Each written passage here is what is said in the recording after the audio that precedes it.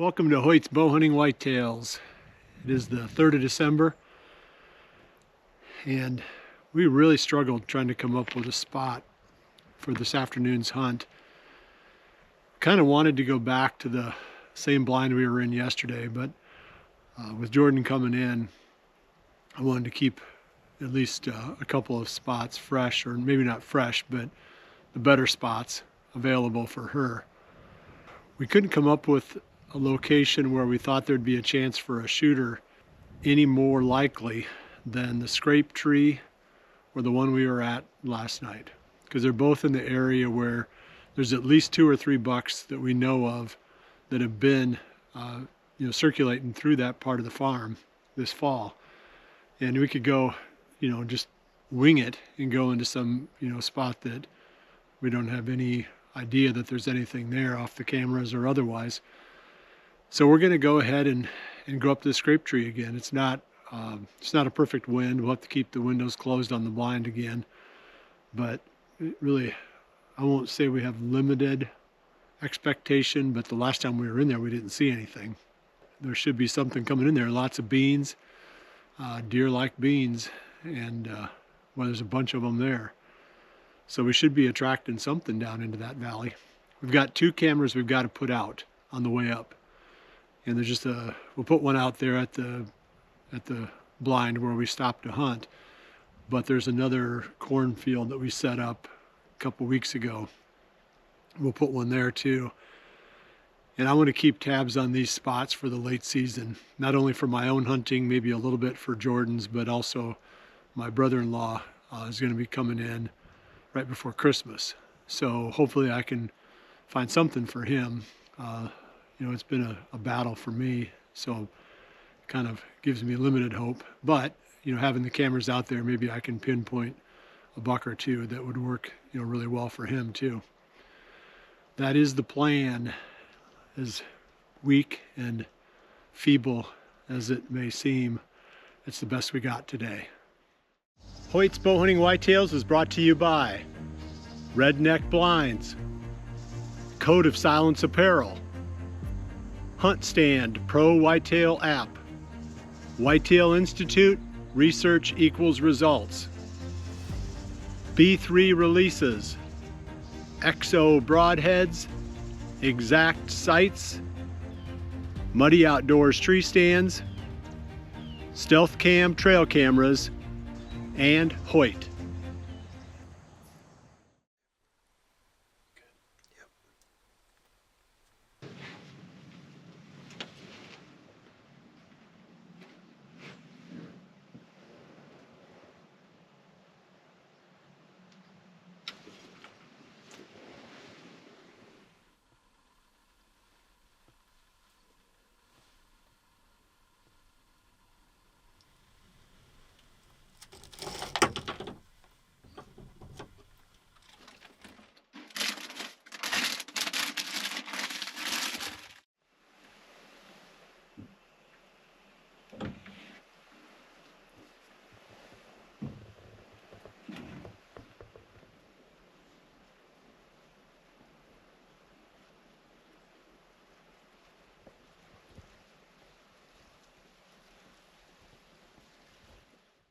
It is officially update time, 4:15, which means we've got maybe a little bit less than 45 minutes of filming light. The wind has died down.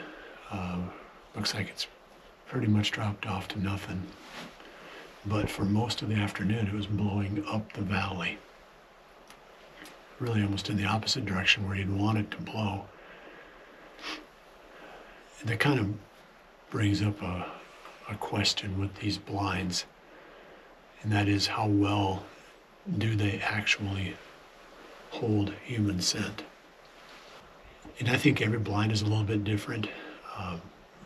I think you'd almost have to set off a smoke bomb inside and stand outside to see if any smoke comes out before you can know for sure whether your blind does a really good job or not.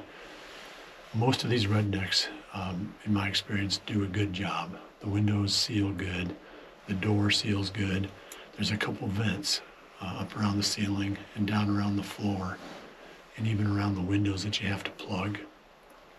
But once you do that, that's one of the reasons why they fog up so fast, is because none of the air is venting out, and yeah, you have to constantly clean these windows off. But I've gotten away with some pretty impressive upwind hunts in these blinds over the years. So, in a pinch, it's definitely something to consider. I've always said blinds really come in handy for a couple situations. One, when it's really cold, obviously they're warmer than sitting out in the wind. Number two, if you're hunting with somebody. And number three is when you're hunting, a little bit of a fickle wind, or even, the wrong wind. These blinds can really bail you out in that situation. One other thing I thought was pretty cool, and that is the system that Stealth has for those cell cameras. They sent me some of those stands, and they've got 2 adjustment points where you can screw the camera on the top and your cell or solar panel on the bottom, and pretty easy to deploy the system that way. So we've got 2 more of them out. I really am curious about what is using these plots going into the late season. Always in the past, I've just kind of winged it. You look for tracks and you look for spots where the deer, have been feeding, and you think, well, I'll just sit there and see what comes out. Well, you can burn a lot of hunts that way. I mean, it's tough enough even when you know that there's a deer that you would shoot in the area. Obviously, it's impossible to kill one that you're excited about if he doesn't live there. So that's kind of square one. So it will be interesting to see what shows up here over the next couple of weeks as we go into the late season. I've got, gosh, I don't know how many I've got out. 10 maybe, something like that, scattered around. We saw one small 6-pointer up the valley in the direction where our scent should have been blowing, and he was feeding. See, he's back out. He kind of disappeared behind like a little grassy bank there. He hasn't come back out yet. So we'll give it another 40 minutes or so, and then we're going to chalk another hunt up. I'm going to go ahead and close it now. I do think we're going to see some more deer, though. I do think that this food source is too attractive to not have some more deer come down in here. I mean, there's too much country around us, and there's no way that all of the deer know we're here. I mean, I'd be surprised if hardly any of them do. They just need to get on their feet and start moving.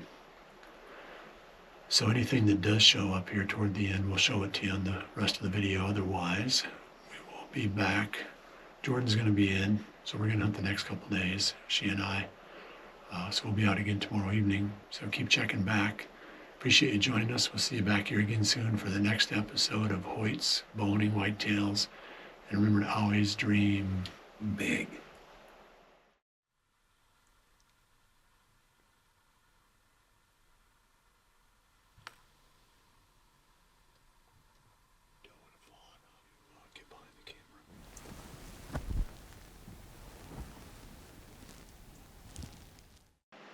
We're trying to sneak out of here, but there's 12 deer in the food plot. We can see them with the binoculars. It's too dark to film. And I tried to find somebody that could drive in here and run them off, but not having any luck there. We could make, a vocal coyote howl. I've also had some success with just slamming the door open on the blind against the railing, just making a big clang, as if something fell. Anything to get the deer moving and out of here without associating it with a person. The only problem with spooking them at the blind is the fact that they then, next time they come out, they're going to be looking at that blind pretty close. It'd be way better if we had something external something from the outside coming in to spook the deer. But that's not the case. So we're gonna slam the door open and hopefully we got them running, and we'll just bail out real quick.